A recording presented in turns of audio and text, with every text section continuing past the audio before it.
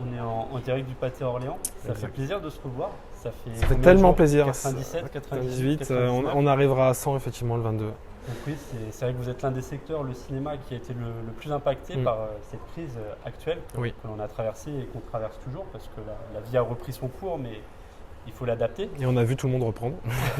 Justement, on est là pour en parler parce que lundi, c'est le grand jour. C'est le jour que beaucoup de personnes attendent, forcément. On espère.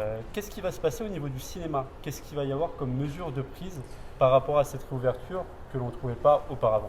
Alors, effectivement, les mesures, on est obligé de les prendre en compte. Ça, c'est effectivement quelque chose qu'on va respecter à la lettre.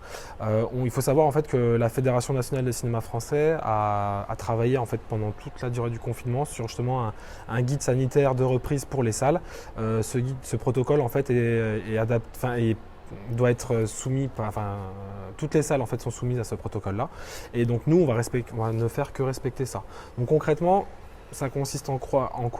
Dans tous les cas, tout ce que tout le monde a déjà, c'est déjà depuis 3 mois, ce dont on nous rabâche, c'est les gestes barrières. Donc bien évidemment, ça va être un respect principal, nous, à suivre par l'ensemble de nos équipes.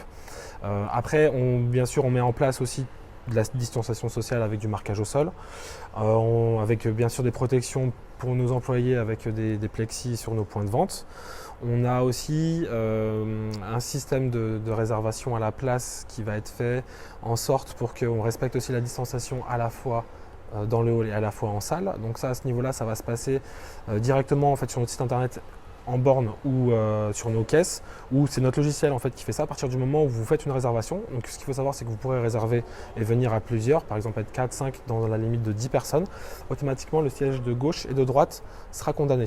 Vous venez tout seul, il y aura effectivement le siège de gauche et de droite qui sera condamné. Tout ça dans la limite de la moitié de la salle en taux d'occupation maximale. Donc en globalité, oui, on perd la moitié par rapport aux salles, au taux de remplissage, on perd la moitié. Le taux de remplissage, exactement, on perd la moitié. On a vu pas mal de rumeurs circuler, je pense qu'il faut en parler. On a vu beaucoup de gens qui disaient que le port du masque serait obligatoire. Donc justement, ça on peut le démentir, il est fortement recommandé. Il est effectivement fortement recommandé. Pas d'obligation. Pas d'obligation, non, ni dans le hall, ni dans nos salles.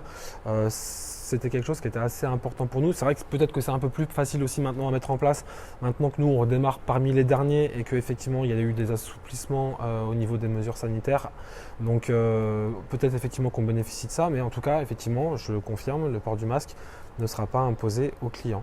Par contre, effectivement, on va imposer au client de se laver les mains avec du gel hydroalcoolique quand il va rentrer dans le cinéma. On aura des bornes mises à disposition et de respecter l'ensemble des mesures sanitaires. Mais la mesure effectivement du masque, elle n'est pas obligatoire. Elle est par contre obligatoire pour l'ensemble de notre personnel qui est au contact tout au long de la journée auprès de la clientèle.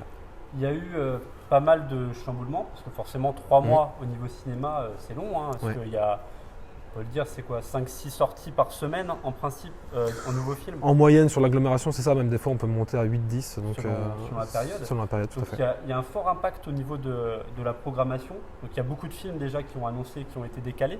Et qu'est-ce qu'il en est pour tous ces films qui étaient justement censés sortir sur cette période des 3 mois? Parce qu'on a vu, on en parle, les plateformes de distribution, donc Amazon Prime, tout ce qui s'ensuit, Netflix, qui en ont récupéré quelques-uns.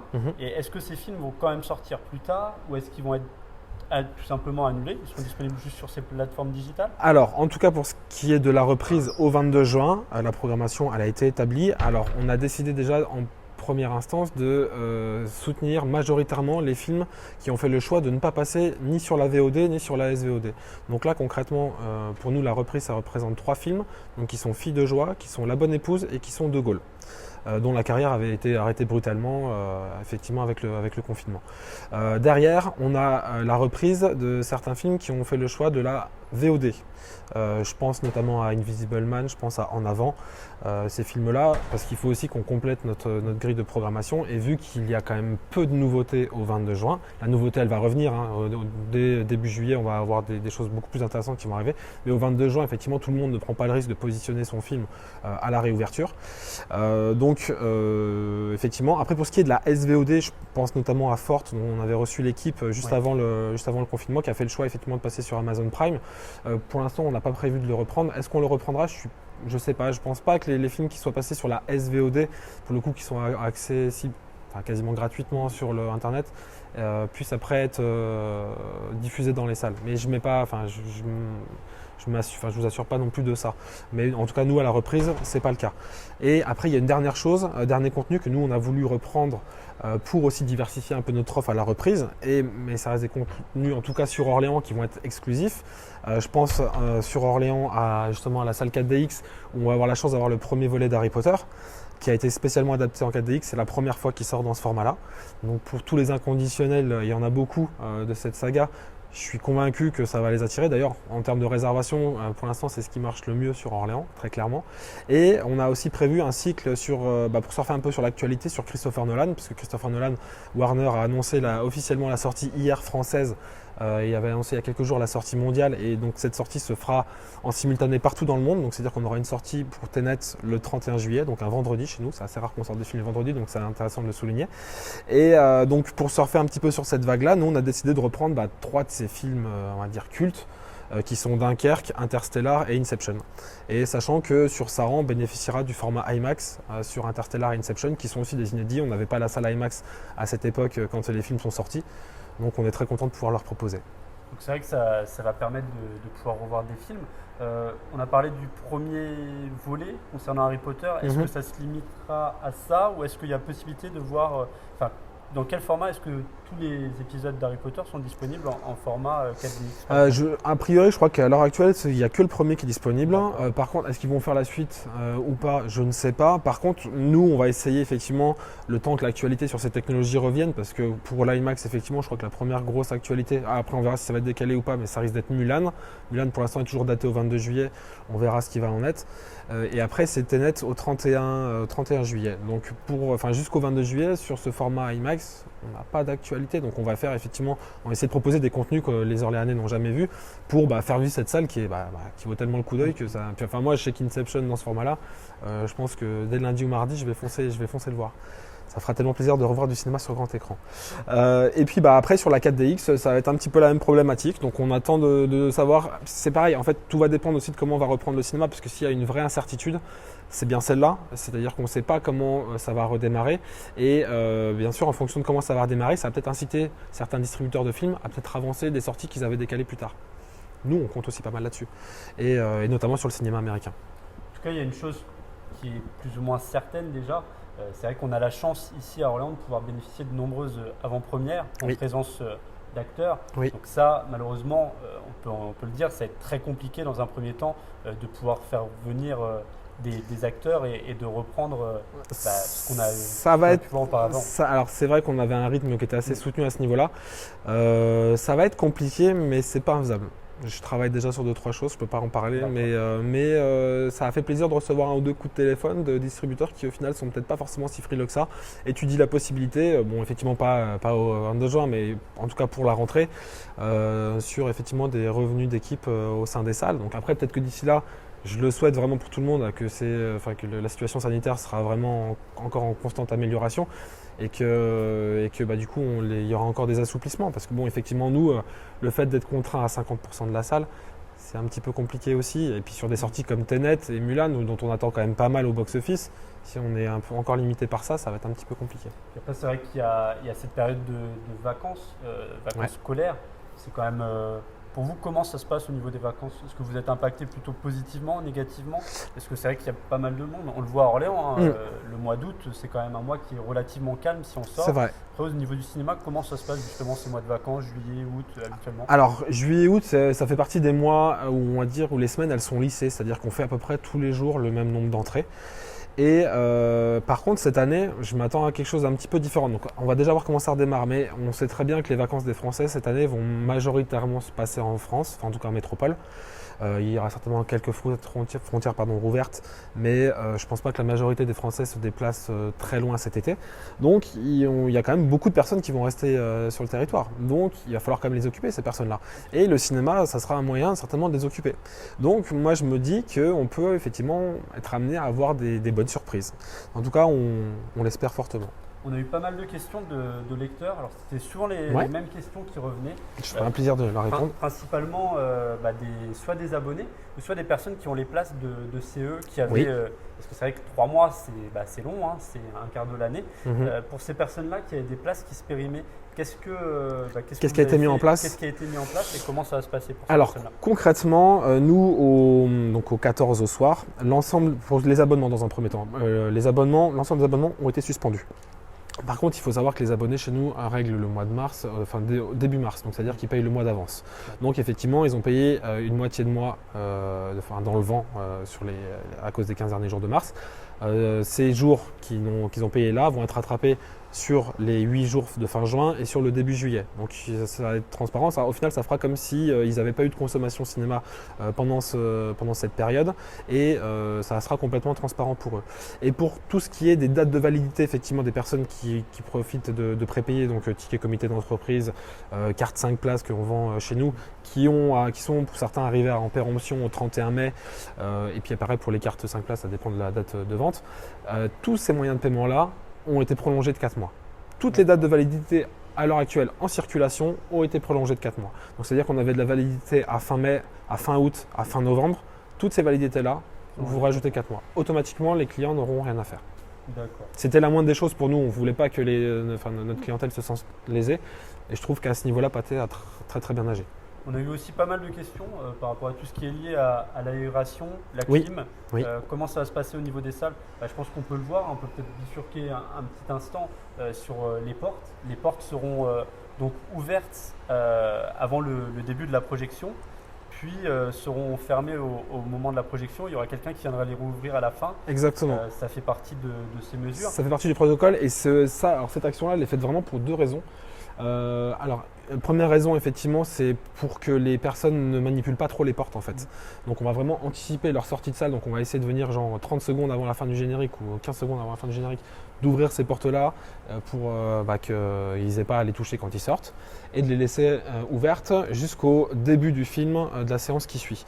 Ça permettra aussi une seconde chose, la circulation d'air avec de l'amener d'air neuf, bien que l'ensemble de nos climatisations sur Orléans amène de l'air neuf extérieur, donc on n'est pas impacté par des problèmes de circulation d'air au sein de la salle. Donc en termes de climatisation, les Orléanais n'ont aucune crainte à avoir par rapport à nos salles. On va parler aussi d'un autre aspect qui nous tient également à cœur, parce que c'est vrai qu'il y a beaucoup de gens qui raisonnent Pathé, qui raisonnent uniquement cinéma, mais derrière ça, il y a des hommes, il y a des femmes. Et justement, vous, cette crise, comment elle vous a impacté? Déjà, vous êtes combien d'employés au total sur l'agglomération? Sur l'agglomération, en termes de CDI, on a à peu près une quarantaine, avec technique, comptabilité, direction inclus. Donc c'est pas forcément des grosses équipes. Après, effectivement, on monte à plus, on monte jusqu'à une soixantaine, voire 70 des fois sur les périodes de vacances scolaires. Comment ça s'est passé? En fait, pour eux, ça a été aussi brutal que pour notre clientèle. Tout s'est arrêté d'un seul coup.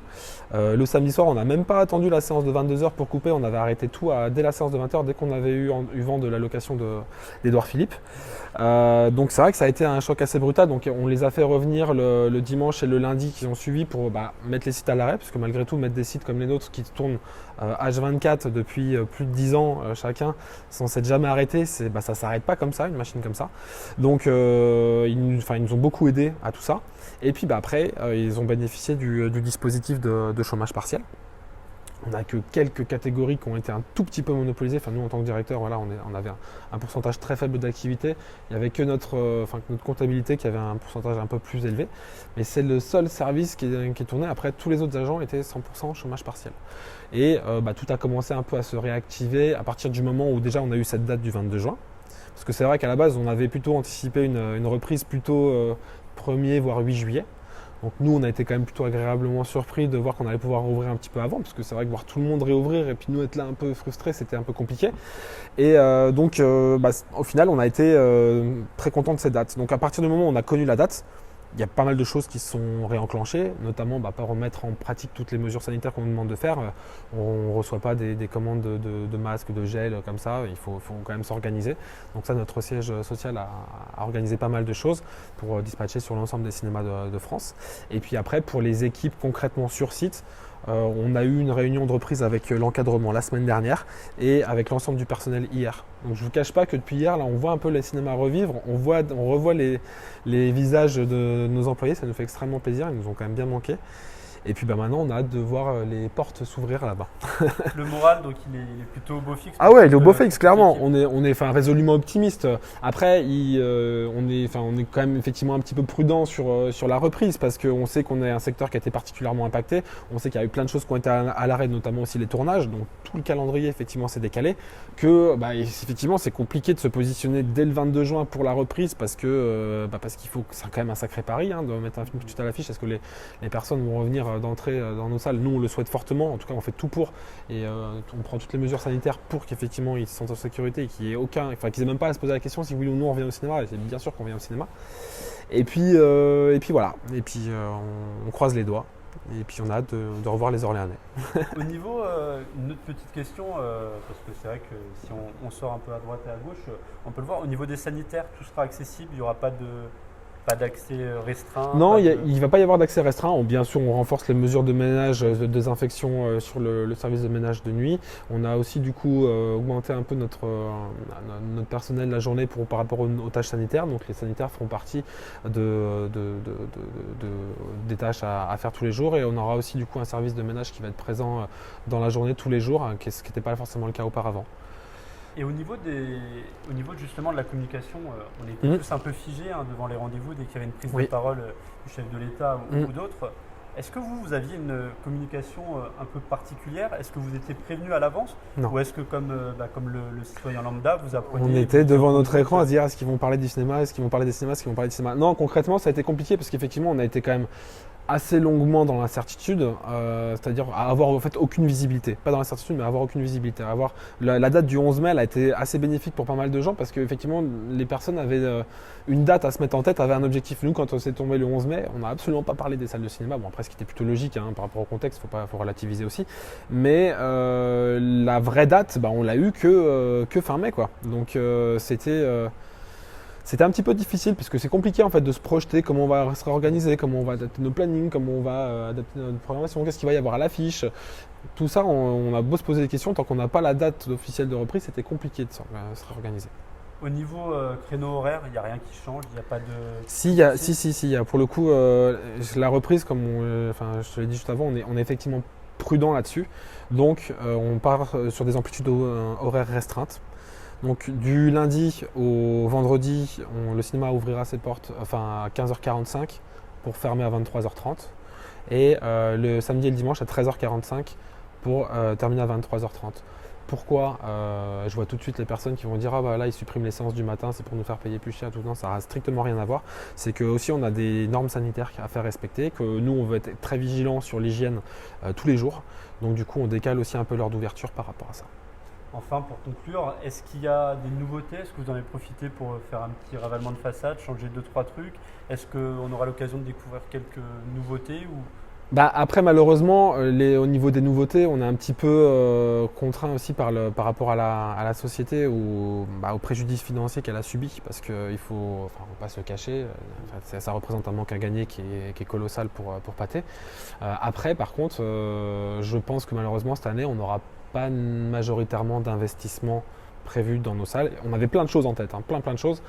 Donc, on va espérer finir 2020 de la meilleure manière possible. On sait très bien qu'on comblera jamais le retard qu'on a pris, mais on va essayer de faire en sorte que ça se termine effectivement du mieux possible, qu'on ait le bilan le plus positif possible à la fin de l'année, en espérant qu'il soit positif. Et puis on remettra ça à plus tard. C'est que partie remise. Je pense maintenant la priorité, il faut quand même effectivement commencer à faire retourner l'ensemble de cette filière. Parce que le cinéma, c'est pas que l'exploitation, je pense à la distribution, je pense à la production effectivement au tournage et tout ça. On a besoin de remettre ça en place, donc chaque chose va se faire en son temps. Et puis les projets après de développement, si au final 2020 c'est pas si mauvais que ça, on en reparlera l'année prochaine.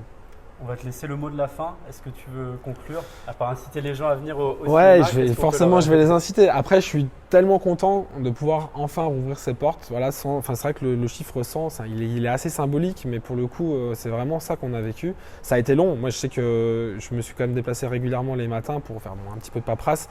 voir pendant 3 mois les sites vides, puis on reste 1 heure, 2 heures sur site, les sites ils s'allument pas. C'est frustrant, ça nous manque tout ça, quoi. Et puis les émotions après qu'on va vivre en salle, parce que le cinéma est vecteur d'émotions et moi ces émotions-là, elles m'ont manqué en fait. Et c'est pour ça que je pense que dès lundi ou dès mardi, je vais aller me mettre dans une salle, je vais prendre 2 heures et puis je vais aller revivre ces moments que j'adorais vraiment vivre. Donc voilà, j'encourage simplement les Orléanais à venir se déconnecter dans nos salles comme ils pouvaient le faire auparavant. On fera attention à tout, on fera attention à eux. Et puis s'ils ont moins d'interrogations, nos équipes elles seront là pour leur répondre. Voilà. Et écoute, on te remercie. Merci à vous surtout, c'est très sympa de nous suivre. Accueil, et puis n'hésitez pas à venir dans les cinémas orléanais. Et si vous avez des questions, on est là.